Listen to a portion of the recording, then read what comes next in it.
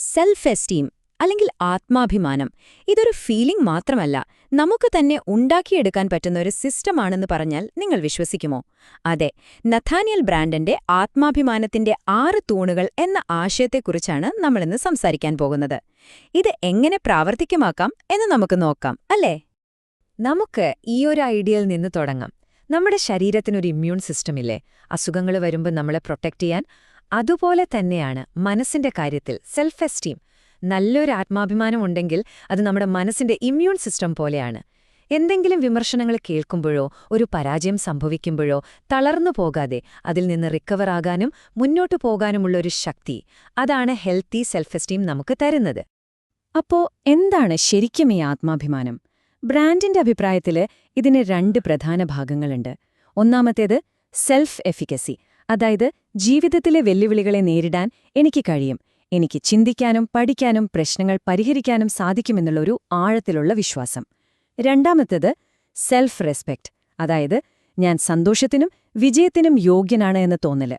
ഒരു ഉദാഹരണം പറഞ്ഞാൽ, ഒരു ജോലിക്ക് അപേക്ഷിക്കുമ്പോൾ എനിക്ക് ഈ ജോലി ചെയ്യാൻ കഴിയും എന്ന് തോന്നുന്നത് സെൽഫ് എഫിക്കസി, ഞാൻ ഈ ജോലിക്ക് അർഹനാണ് എന്ന് തോന്നുന്നതാണ് സെൽഫ് റെസ്പെക്റ്റ്. രണ്ടും വേണം. അപ്പൊ കണ്ടില്ലേ, എനിക്ക് കഴിയും എന്ന ചിന്തയും ഞാൻ യോഗ്യനാണ് എന്ന ചിന്തയും ഒരുമിച്ചു വരുമ്പോഴേ യഥാർത്ഥ ആത്മാഭിമാനം ഉണ്ടാവുന്നുള്ളൂ. ഇനി എന്തുകൊണ്ടാണ് ഇത് ഇത്ര പ്രധാനമെന്നറിയാമോ? കാരണം ആത്മാഭിമാനം കുറവാണെങ്കിൽ അതൊരു അപകടം പിടിച്ച ട്രാപ്പ് പോലെയാണ്. അതായത് നമ്മളത്ര പോരാ, ഒന്നിനും കൊള്ളില്ല എന്നൊക്കെ നമ്മുടെ ഉള്ളിന്റെ ഉള്ളിൽ ഒരു വിശ്വാസമുണ്ടെങ്കിൽ നമ്മൾ അറിയാതെ തന്നെ നമ്മുടെ വിജയങ്ങളെ നമ്മൾ തന്നെ ഇല്ലാതാക്കും. ആ വിശ്വാസം ശരിയാണെന്ന് നമ്മൾ തന്നെ തെളിയിക്കാൻ ശ്രമിക്കുന്നത് പോലെ അതൊരു സംകത വലയം പോലെയാണ്. അതിൽ നിന്ന് പുറത്തു കടക്കാൻ ഭയങ്കര ബുദ്ധിമുട്ടാണ്. ഇവിടെയാണ് നമ്മൾ ചിന്തിക്കുന്ന രീതിയിലൊരു വലിയ മാറ്റം വരുത്തേണ്ടത്.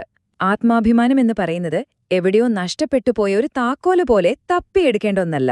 അല്ല, ഇത് നമ്മൾ ഉണ്ടാക്കിയെടുക്കേണ്ട ഒന്നാണ്. നമ്മുടെ ദിവസേനയുള്ള പ്രവൃത്തികളിലൂടെ, നമ്മുടെ ശീലങ്ങളിലൂടെ കെട്ടിപ്പൊടുക്കേണ്ട ഒന്നാണ്. ബ്രാൻഡൻ ഇതിന് സഹായിക്കുന്ന 6 പ്രാക്ടിക്കൽ ശീലങ്ങളെക്കുറിച്ചാണ് സംസാരിക്കുന്നത്. അദ്ദേഹം അതിനെ വിളിക്കുന്നത് 6 തൂണുകൾ എന്നാണ്. ശരി, അപ്പൊ നമുക്ക് ആദ്യത്തെ 2 തൂണുകളിൽ നിന്ന് തുടങ്ങാം. ഇത് രണ്ടും നമ്മുടെ ഉള്ളിലുള്ള കാര്യങ്ങളാണ്. നമ്മുടെ അവബോധം, നമ്മൾ നമ്മളോട് തന്നെ എങ്ങനെ പെരുമാറുന്നു എന്നതിനെക്കുറിച്ചൊക്കെ. ബാക്കിയുള്ള എല്ലാത്തിനും ഒരു ഫൗണ്ടേഷൻ പോലെയാണിത്. ബോധപൂർവം ജീവിക്കുക എന്ന് പറഞ്ഞാൽ യാഥാർത്ഥ്യം എന്താണോ അതിനെ കാണാൻ ശ്രമിക്കുക, അതിൽ നിന്ന് ഒളിച്ചോടാതിരിക്കുക. എന്നാൽ സ്വയം അംഗീകരിക്കുക എന്ന് പറഞ്ഞാൽ ആ കാണുന്ന യാഥാർത്ഥ്യത്തിൽ നമ്മളെ തന്നെ അംഗീകരിക്കുക, നമ്മുടെ തെറ്റുകളും കുറവുകളുമൊക്കെയായി നമ്മളോട് തന്നെ ഒരു യുദ്ധം ചെയ്യാതിരിക്കുക. ഒന്ന് സത്യം കാണുന്നതിനെക്കുറിച്ചാണെങ്കിൽ മറ്റേത് ആ സത്യത്തോട് നമ്മൾ എങ്ങനെ പ്രതികരിക്കുന്നു എന്നതിനെക്കുറിച്ചാണ്. ബോധപൂർവം ജീവിക്കാൻ ഒരു പ്രാക്ടിക്കൽ വഴിയുണ്ട്. അടുത്ത തവണ നിങ്ങൾക്ക് ഒരു പേടിയോ അല്ലെങ്കിൽ എന്തെങ്കിലും ഒരു ബുദ്ധിമുട്ടോ തോന്നുമ്പോൾ സാധാരണ നമ്മൾ എന്തു ചെയ്യും? ഫോൺ എടുത്തു നോക്കും, അല്ലെങ്കിൽ വേറെന്തെങ്കിലും ചെയ്ത് ശ്രദ്ധ മാറ്റാൻ നോക്കും. അത് ചെയ്യാതെ പകരം അതിനെക്കുറിച്ച് കൂടുതൽ അറിയാൻ ശ്രമിക്കുക. എന്തുകൊണ്ടാണ് എനിക്കിങ്ങനെ തോന്നുന്നത്? ആ വികാരത്തിലേക്ക് കൂടുതൽ ശ്രദ്ധ കൊടുക്കുക. ഇങ്ങനെ യാഥാർത്ഥ്യത്തെ നേരിടുമ്പോൾ അത് കൈകാര്യം ചെയ്യാൻ എനിക്ക് കഴിയുമെന്ന് നമ്മൾ സ്വയം പഠിക്കുകയാണ്. അത് നമ്മുടെ ആത്മവിശ്വാസം കൂട്ടും. രണ്ടാമത്തെ തൂൺ സ്വയം അംഗീകരിക്കലാണ്. ഇതിന്റെ അർത്ഥം നിങ്ങളെക്കുറിച്ചുള്ള എല്ലാ കാര്യങ്ങളും നിങ്ങൾക്കിഷ്ടപ്പെടണമെന്നല്ല, മറിച്ച് നിങ്ങളുടെ ഒരു ഭാഗത്തെയും ഒരു ചിന്തയെയോ വികാരത്തെയോ തള്ളിക്കളയാതിരിക്കുക എന്നതാണ്. ഇതാണ് ആത്മാഭിമാനത്തിന്റെ അടിത്തറ. വളരെ ലളിതമായൊരു എക്സസൈസ് പരീക്ഷിച്ചു നോക്കൂ. ഒന്നാമതായി, നിങ്ങളുടെ ഒരു ചിന്തയെയോ വികാരത്തെയോ ജഡ്ജ് ചെയ്യാതെ വെറുതെ ഒന്ന് ശ്രദ്ധിക്കുക. രണ്ടാമത്, പതിയെ ഒന്ന് ശ്വാസമെടുക്കുക. മൂന്നാമതായി, മനസ്സിൽ പറയുക, ഇതെപ്പോഴെന്റെ ഒരു ഭാഗമാണ്. അത്രയുള്ളൂ. ഓക്കെ, അപ്പം നമ്മൾ നമ്മുടെ ഉള്ളിലെ കാര്യങ്ങളെക്കുറിച്ച് സംസാരിച്ചു. ഇനി അടുത്ത 2 തൂണുകൾ നമ്മളെ പുറം ലോകവുമായി ബന്ധിപ്പിക്കുന്നവയാണ്. അതായത് നമ്മൾ എങ്ങനെയാണ് പ്രവർത്തിക്കുന്നത് എന്നതിനെക്കുറിച്ച്.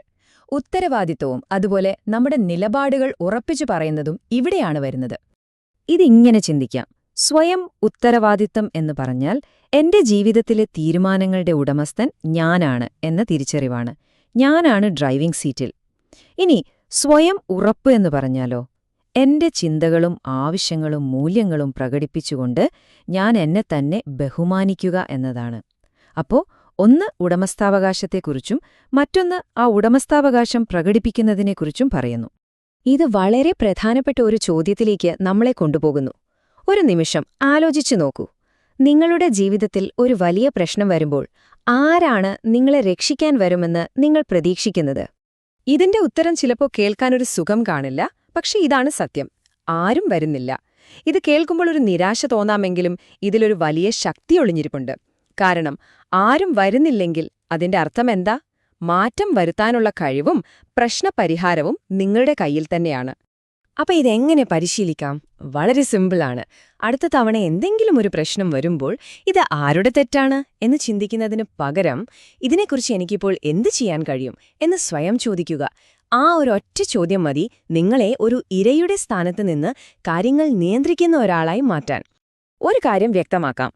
സ്വയം ഉറപ്പ് അല്ലെങ്കിൽ സെൽഫ് അസർട്ടീവ്നെസ് എന്ന് പറഞ്ഞാൽ വഴക്കിടാനോ ബഹളം വെക്കാനോ പോകുക എന്നല്ല അർത്ഥം. അത് ആത്മാർത്ഥതയാണ്. നിങ്ങളുടെ ആഗ്രഹങ്ങൾക്കും ആവശ്യങ്ങൾക്കും മൂല്യങ്ങൾക്കും വിലയുണ്ടെന്ന് മനസ്സിലാക്കി അത് ശരിയായ രീതിയിൽ പ്രകടിപ്പിക്കുക. ഇങ്ങനെ ചെയ്യുമ്പോൾ എന്റെ ചിന്തകൾക്കും ഒരു വിലയുണ്ട് എന്ന് നിങ്ങൾ നിങ്ങളോട് തന്നെ തെളിയിക്കുകയാണ്. ഇത് ആത്മാഭിമാനം വളർത്താൻ ഒരുപാട് സഹായിക്കും. ശരി, നമുക്ക് അവസാനത്തെ 2 തൂണുകളിലേക്ക് കടക്കാം. ഇവ രണ്ടും നമ്മുടെ പ്രവർത്തനങ്ങൾക്ക് ഒരു ദിശാബോധവും ഒരു ധാർമ്മിക അടിത്തറയും നൽകുന്ന വലിയ തത്വങ്ങളാണ്. ഒരു കപ്പലിന് അതിന്റെ ചുക്കാനും വടക്കുനോക്കിയ യന്ത്രവും എങ്ങനെയോ അതുപോലെയാണിത്. ലക്ഷ്യബോധത്തോടെ ജീവിക്കുക എന്ന് പറഞ്ഞാൽ ചില ലക്ഷ്യങ്ങൾ വെക്കുകയും അതിനുവേണ്ടി നമ്മുടെ ഊർജം ഉപയോഗിക്കുകയും ചെയ്യുക എന്നതാണ്. അത് നിങ്ങളുടെ ജീവിതത്തിന്റെ എന്തിന് എന്ന ചോദ്യത്തിനുള്ള ഉത്തരമാണ്. എന്നാൽ വ്യക്തിപരമായ സമഗ്രതയോ? അത് നിങ്ങളുടെ എങ്ങനെയെന്നതാണ്. അതായത് നിങ്ങളുടെ പ്രവൃത്തികൾ നിങ്ങളുടെ മൂല്യങ്ങളുമായി ഒത്തുപോകുന്നുണ്ടോ എന്ന് ഉറപ്പുവരുത്തുക. ഒന്ന് നിങ്ങൾക്ക് പോകാനുള്ള സ്ഥലം കാണിച്ചു തരുമ്പോൾ മറ്റൊന്ന് വഴിതെറ്റാതെ അവിടെ എത്താൻ സഹായിക്കുന്നു. ലക്ഷ്യബോധത്തോടെ ജീവിക്കാൻ ജീവിതം മാറ്റിമറിക്കുന്ന വലിയ ലക്ഷ്യങ്ങളൊന്നും വേണമെന്നില്ല. ഈ ഒരു ലളിതമായ ചോദ്യം സ്വയം ചോദിച്ചാൽ മതി. ഇന്നലത്തേതിനേക്കാൾ ഒരു 5% കൂടുതൽ ലക്ഷ്യബോധത്തോടെ എനിക്കെന്ത് ചെയ്യാൻ കഴിയും? ഈ ചെറിയ മാറ്റങ്ങൾ മതി വലിയ വ്യത്യാസങ്ങളുണ്ടാക്കാൻ. അപ്പം നമ്മൾ അവസാനത്തെ തൂണിലെത്തിയിരിക്കുന്നു, വ്യക്തിപരമായ സമഗ്രത. ഒന്നാലോചിച്ചു നോക്കൂ. പറയുന്നതൊന്നും പ്രവർത്തിക്കുന്നതൊന്നുമായ ഒരാളെ നമുക്ക് വിശ്വസിക്കാൻ പറ്റുമോ? ഒരിക്കലുമില്ല. ഇതേ നിയമം നമുക്കും ബാധകമാണ്. സ്വയം വിശ്വാസമില്ലെങ്കിൽ ആത്മാഭിമാനമുണ്ടാവില്ല. സ്വയം വിശ്വാസം വരണമെങ്കിൽ നമ്മുടെ വാക്കുകളും പ്രവൃത്തികളും ഒന്നായിരിക്കണം. നമ്മൾ നമ്മളോട് തന്നെ സത്യസന്ധരായിരിക്കണം. അപ്പോ ഇതെല്ലാം കൂടി ചേർത്ത് വെക്കുമ്പോൾ നമ്മൾ മനസ്സിലാക്കേണ്ട ഏറ്റവും പ്രധാനപ്പെട്ട കാര്യം ഇതാണ്. ആത്മാഭിമാനമെന്നത് ചിലർക്ക് മാത്രം കിട്ടുന്ന ഒരു ഭാഗ്യമൊന്നുമല്ല. അത് നമ്മൾ പരിശീലിച്ചെടുക്കുന്ന കഴിവുകളുടെ ഒരു ഫലമാണ്. ഇതിലെ ഏറ്റവും മനോഹരമായ കാര്യം എന്താണെന്ന് വെച്ചാൽ ഈ 6 തൂണുകളും പരസ്പരം ബന്ധപ്പെട്ടിരിക്കുന്നു. ഓരോന്നും മറ്റൊന്നിനെ ശക്തിപ്പെടുത്തും. കൂടുതൽ ബോധവാന്മാരാകുമ്പോൾ സ്വയം അംഗീകരിക്കാൻ എളുപ്പമാകും. കൂടുതൽ ഉത്തരവാദിത്വമെടുക്കുമ്പോൾ നമ്മുടെ നിലപാടുകൾ പറയാൻ ധൈര്യം വരും. ഇതെല്ലാം ഒരുമിച്ചു പ്രവർത്തിക്കുമ്പോൾ അത് നമ്മുടെ ഉള്ളിൽ ഒരു വലിയ ശക്തിയുടെ അടിത്തറപാകും. ബ്രാൻഡന്റെ ഈ വാക്കുകളോട് നമുക്ക് അവസാനിപ്പിക്കാം. ആത്മാഭിമാനം ഉണ്ടാക്കിയെടുക്കുക എന്നത് വെറുതെ കുറച്ചുകൂടി നല്ലൊരു ഫീലിംഗ് കിട്ടാൻ വേണ്ടി ചെയ്യുന്നൊരു കാര്യമല്ല. അത് നമ്മുടെ സ്വന്തം ജീവിതത്തെ ബഹുമാനിക്കുന്ന ധീരവും വെല്ലുവിളികൾ നിറഞ്ഞതും അവസാനം ഒരു വീരോചിതമായ പ്രവൃത്തിയാണ്. ഒരുപക്ഷെ നമ്മുടെ ജീവിതത്തിലെ ഏറ്റവും പ്രധാനപ്പെട്ട യാത്രയും ഇതുതന്നെയായിരിക്കാം.